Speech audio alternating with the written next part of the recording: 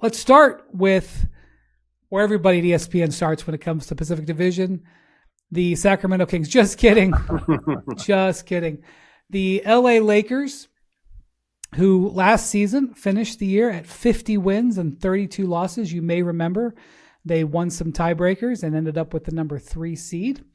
And in the what was their record?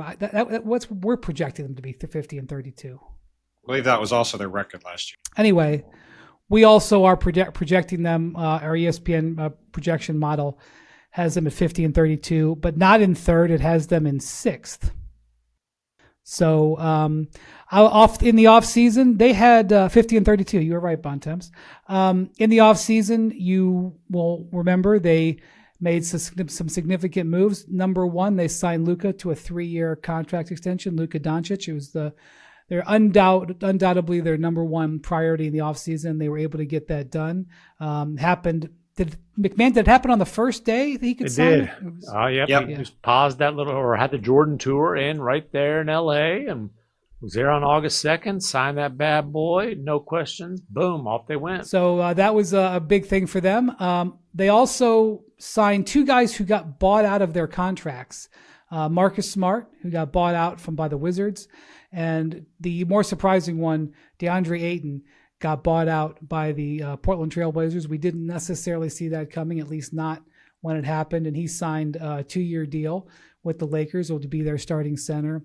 And then they signed Jake LaRavia. They did that on June 30th. That was actually their first move, was signing Jake LaRavia, who's it's an interesting case study. We can get to him in a second. So the other thing, of course, is LeBron. LeBron had this situation where he picked up his player option, and his agent, Rich Paul, gave comments to Shams Charania that indicated LeBron was not really sure what his future was going to be.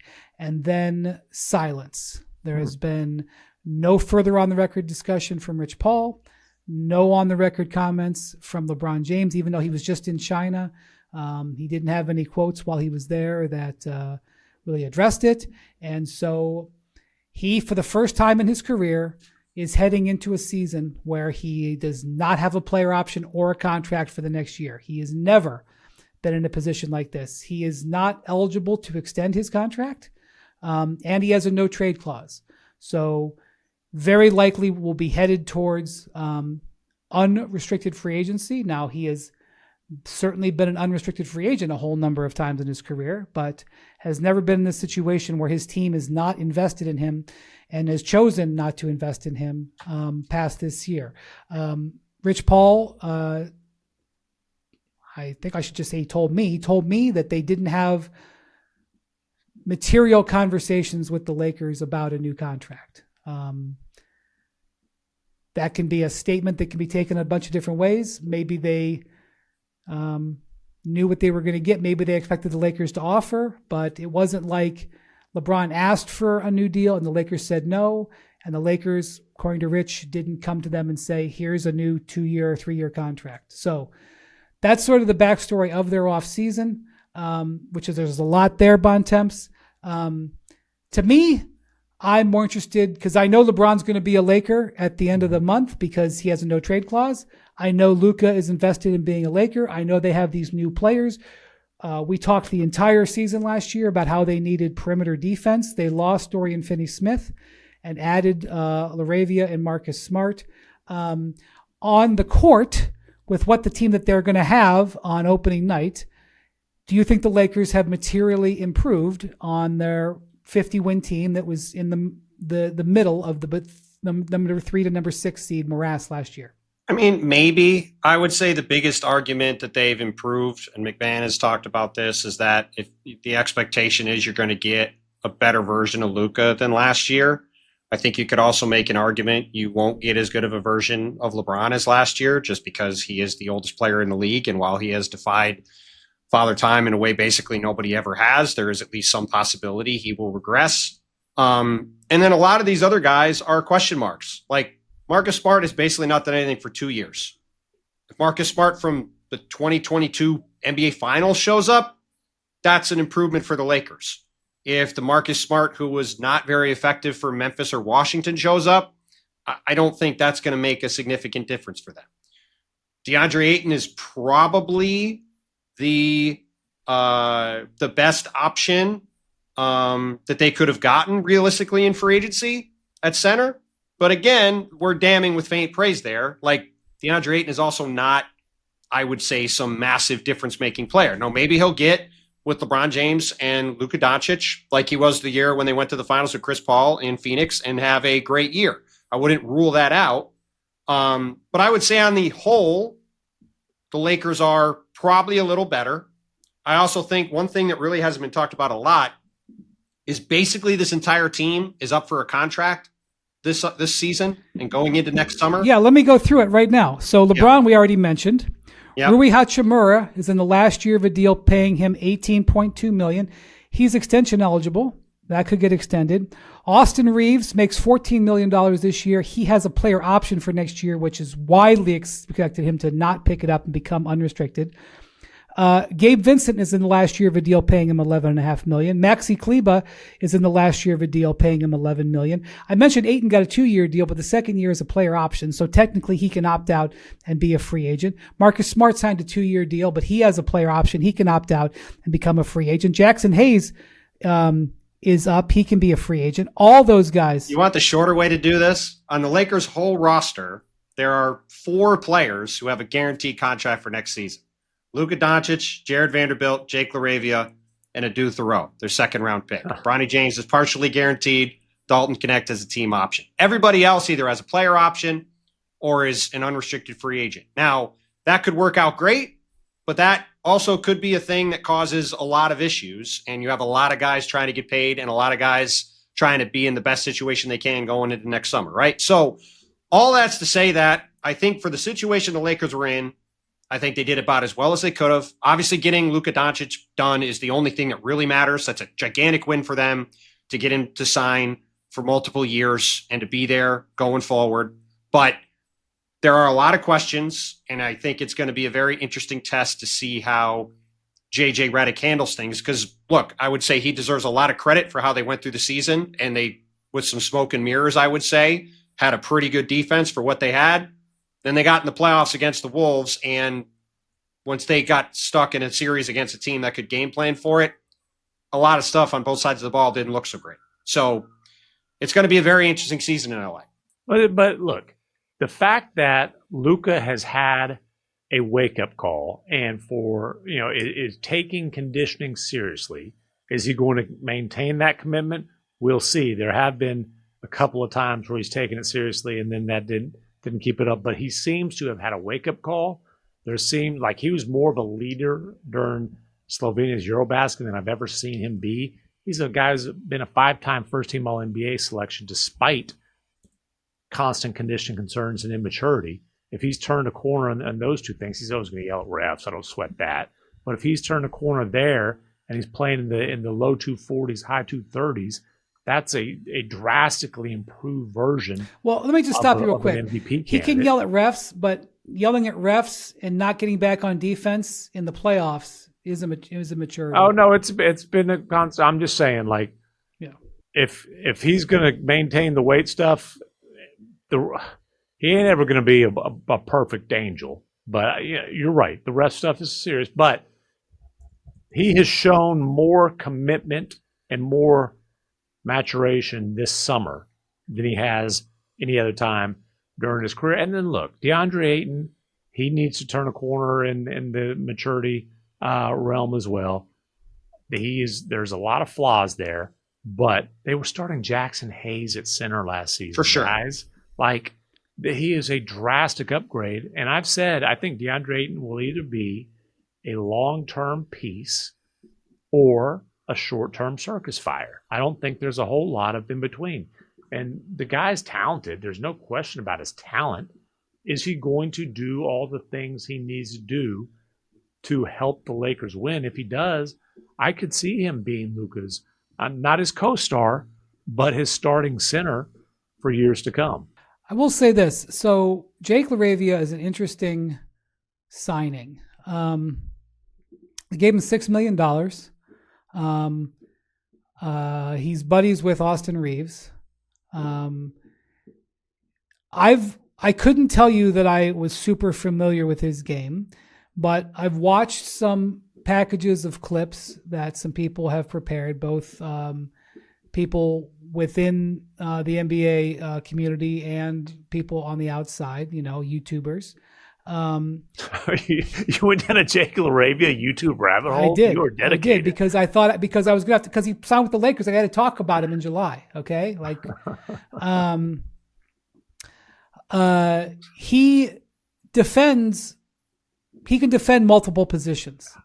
And he can and he was a type of guy who will pick up full court and, you can't play him on every point guard and you can't play him on every point guard for 25 minutes, but he has some defensive versatility, which they were sorely lacking last year. You weren't letting Dorian Finney-Smith defend point guards coming up the floor. I'm not going to sit here and listen to you imply that Jake LaRavia is a defensive upgrade over Dorian Finney-Smith. No, I didn't say that. I said defensive versatility. You couldn't put Dorian Finney-Smith on opposing point guards. What starting point guard in the Western Conference are you going to put Jake LaRavia? I'm not sure Jake LaRavia's agent would say he could guard starting point guards. I'm telling you, I was watching clips of him applying full court pressure to many different players, both in Memphis and in Sacramento. Okay. My biggest question about I think Jake LaRavia is a nice player. I would not say he's an option to guard opposing point guards. I'm curious, will he get a not tan for 25 minutes, but he has some 25 defensive seconds. Correct. You beat me to it, MacMahon. Will he get a tan living in Southern California? Because I tell you, he was glow in the dark in Memphis, man. I think Jake LaRavia is a nice player. I just think this is an odd tack to be taking. Just telling you, he has got. When I did some research, I saw that he's got more defensive versatility than I knew that he had. And so the Lakers are in need of that. I'm not saying he's doing it for 30 minutes. I'm just telling you that explains some of the reason why they didn't have cap space to go out there and sign a bunch of guys. Well, listen, Jake LaRavia at $6 million is a nice value swing, but I'm not going to. Maybe I'll end up saying, well, wow, Wendy, you were on that one. I don't see him move the needle defensively. I'm sorry. I say he's got defensive versatility. He is also 6'8".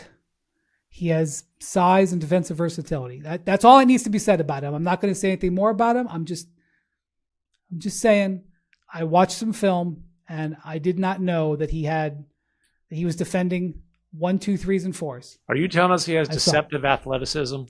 I did not say that. I just said he's 6'8", and I watched him defend 1, 2, 3s, and 4s, which they didn't have guys. They didn't have a lot of guys who could do that last year. Please send me the clips of him guarding point guards. I got to see these. They exist. What do you want me to say? So I'll point out something on LeBron. He played the last 2 seasons. He's played 71 in 70 games. He this last year averaged 24 points, 8 rebounds, 8 assists, shot 51% overall from the field. His 3-point percentage was 37%, 38% if you round up, which was down from the year before. He did have a knee injury during the playoffs last year that knocked him out and slowed down his summer. So we'll see if that affected him at all. Those are still pretty strong numbers. There are definitely nights when his energy is higher than others. There are nights when he looks old, and there are nights when he looks like he can still completely take over a game. So he is going for his 22nd consecutive All-NBA team this year. It's insane. So he's made the All-NBA team. He has continued to make the All-NBA team regularly, despite slowing down. And listen, I get saying that LeBron's production might dip this year. Like, it makes sense, but I'm not going to forecast that because the guy keeps defeating Father Time. I mean, he's not what he was in his, I guess, the peak of his prime, but he's still an All-NBA player. It's insane. I can't speak to where he's at spiritually about wanting to play longer. What I can tell you is his play on the court is not indicating somebody who's near retirement. Now, Oh, he's still one of the 10 or 15 best players in the league. Easy. He's got to want to do it. He's got to put his body through it. All of that stuff. I keep hearing people like, this might be the last year. This might be the last year. Look, he's been linked to potentially playing in other leagues. I don't know, maybe. But if he stays healthy, I do not see LeBron James slowing down. Yeah. Maybe he's tired of doing it, but I do not see LeBron James slowing down that much. Safe bet based off history. And by the way, LeBron's going to remain good has been a good bet for about 23 years. So. And I'm still on that side of it. Jackson tells us that Luka, he averaged 35 points, 34.7 points in the Eurobasket, which is the most points anybody in Eurobasket has averaged since 1989. Pretty so good. He was the one guy who didn't make the Final Four, who did make, I forget what they call it, who basically made their All-Star team, the top 5 players. Yeah. And he was up. Get this. He was one of the nominees for the Best Defender Award. Now, Luka can do no wrong in Europe. And, I saw some European media. Jake LaRavia would have won that award. Jake LaRavia would fit right in over there in Eurobasket. But I saw some folks indicate, this shows that the rap that Luka has in the NBA has always been wrong. It's like, no. Okay. But in all seriousness, though, if the Lakers are going to be an improved defensive team, I think Luka will have a lot to do with that. If he's in better shape, Luka can be an effective team defender. And he won't have again, to take 6'8". 6'8" goes a long way. You want to start with being a good perimeter defender, start with being 6'8". Well, and he's 6'8". He's strong as hell. I've always said one of Luka's best defensive strengths is that you can hide him on multiple positions. He does have great hands, but I'm serious. I've never heard you say that. That's true. No, but I'm not kidding. I like it. I like it. For example, Trae Young, you can't hide him on multiple positions. That's true. Luka, you can put him on a 4 and he's going to rebound his position. Luka can be a great help defender. He's got great hands. He's got great instincts. Luka's always going to have a little bit of trouble staying in front of guys. But, when he's obviously in better shape, it's a lot easier, and he doesn't have to rest as much on that end of the floor. You can build an elite defense protecting Luka, with Luka on the floor. It's been done. It's been done twice. The Mavericks, when they went to the Western Conference Finals, ranked 7th in the league in defense. When they went to the finals, they ranked 1st in the league over the last quarter of the season in defense. Luka has contributed to outstanding NBA defenses. The Lakers need that to happen again this season, and he's put himself in a physical condition that I think you can be optimistic about that. Well, and the other thing real quick on the Lakers, too, is Austin Reeves is going into a contract year, and he expects to make an awful lot of money next summer. So coming off of playoffs where it was pretty rough against Minnesota, it's going to be a very interesting year for Reeves in LA to see how he does in the playoffs, assuming the Lakers are in the playoffs, as we expect, and to see what his market is next summer and what he commands and whether he ultimately is there or not. That is going to be a subplot to watch all year with them. I'll tell you what, three white guys and a 40-year-old looks like some of the pickup lineups that I play in. Yeah, you're a long way from being 40. No offense. This is true. So am I. I'm just being honest.